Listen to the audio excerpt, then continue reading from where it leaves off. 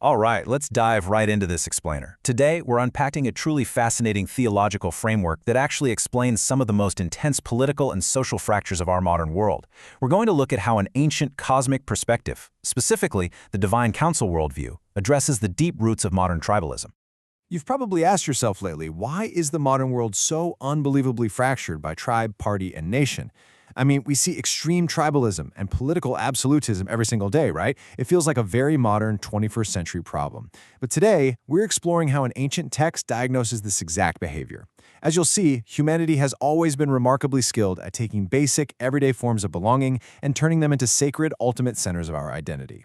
Here's our roadmap for this explainer. First, the problem of tribalism. Then, Babel and the lesser gods. Third, Israel's vocation in Christ. Fourth, reversing Babel through the church. And finally, reclaiming nations, not states. We are going to connect some incredibly deep ancient theology to the urgent sociological realities we're living through right now.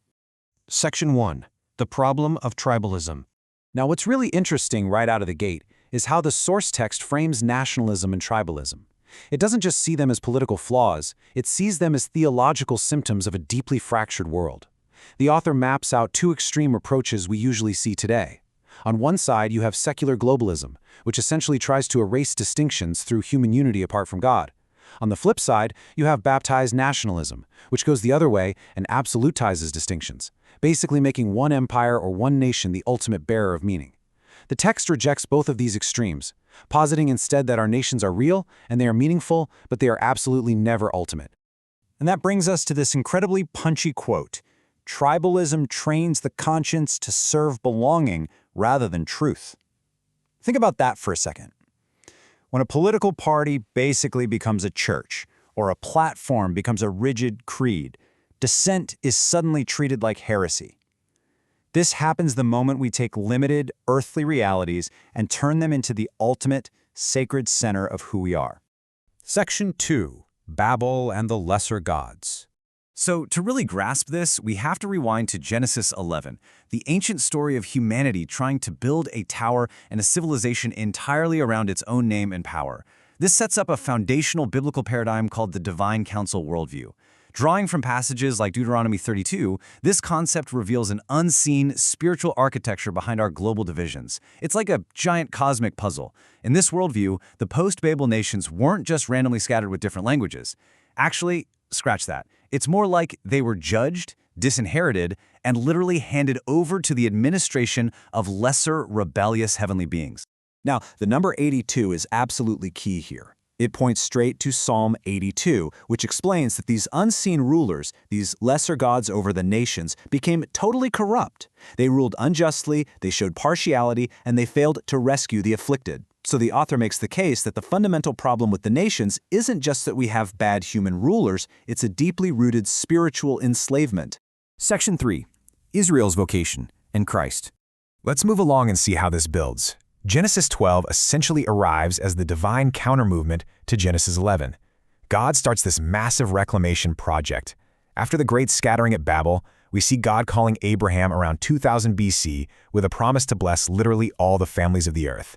Then, around 1400 BC at Sinai, Israel receives its priestly vocation. Fast forward to the 1st century AD, and this whole trajectory reaches its ultimate fulfillment in Christ, which is then immediately followed by Pentecost, the beginning of the great reversal of Babel.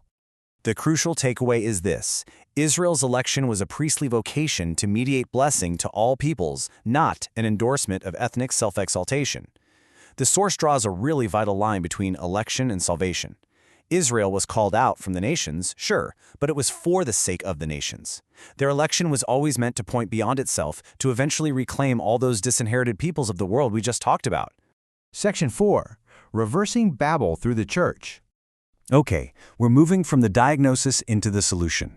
Pentecost isn't just the launch party of an institution, it's the cosmic, public beginning of Babel's reversal. To unpack that, we need to look at this term used in the text, circumcision neutral. It defines a new covenant identity based entirely on faith and the Spirit. What it means in practice is that the old ethnic boundary markers between Jew and Gentile simply no longer function as barriers to membership. It doesn't magically erase people's histories or cultures, but it completely dethrones them as the final deciding markers of identity.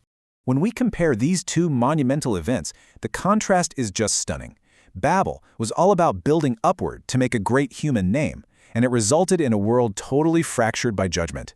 Pentecost, on the other hand, was sent outward from Jerusalem, bringing incredible healing and unity through the Spirit. The church basically steps onto the scene as the anti-Babel people, a transnational family that dismantles earthly tribalism by giving its highest allegiance to one king. Section 5. Reclaiming nations, not states. Now we bring all this deep theology right back down to earth and into modern political application. The author offers some serious warnings about confusing the mission of the gospel with governmental control. The text outlines an impartial but sharp contrast between what we'd call Christian nationalism and the apostolic pattern of the early church. While Christian nationalism often borrows heavy biblical language, its actual method leans toward control and dominance, adopting a posture of cultural possession. The apostolic pattern? It goes the other way. It relies on a method of faithful witness and discipleship, carrying a cruciform or cross-shaped, self-sacrificial posture toward the world. And that dynamic is anchored perfectly by this evocative quote, "The state may restrain evil, but it cannot redeem." The text makes it absolutely clear that yes, Christians should engage in public life. We should seek justice, we should advocate for the public welfare, but we cross a massive line if we start investing the state with messianic, saving expectations. To really put that into perspective, the source lists out the precise limitations of the state. Think about it. A political structure cannot heal the ancient wound of Babel. It cannot reconcile Jew and Gentile. It has zero power to overthrow the unseen gods of the nations. And it literally cannot raise the dead, because it can't do any of those things. Political responsibility warps into idolatry the second it demands the kind of ultimate, unquestioning allegiance that belongs to Christ alone. There's also a pretty stark warning here about what the author calls false sacred genealogies. This is a sharp critique of movements that pop up throughout history, inventing theories to claim that modern Western peoples are somehow the true continuation of biblical Israel by blood. The text calls this out as a total theological evasion. It's an attempt to turn modern populations into sacred bloodlines, which, if you think about it, just rebuilds the exact ethnic barriers the New Covenant worked so hard to dismantle. So, what does this all mean for us? I want to leave you with this final, provocative thought.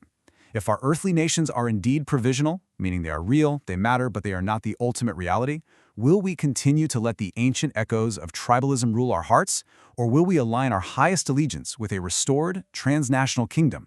It's a completely game-changing lens through which to view our deeply fractured world. Thanks so much for joining me for this explainer. Keep questioning and keep learning.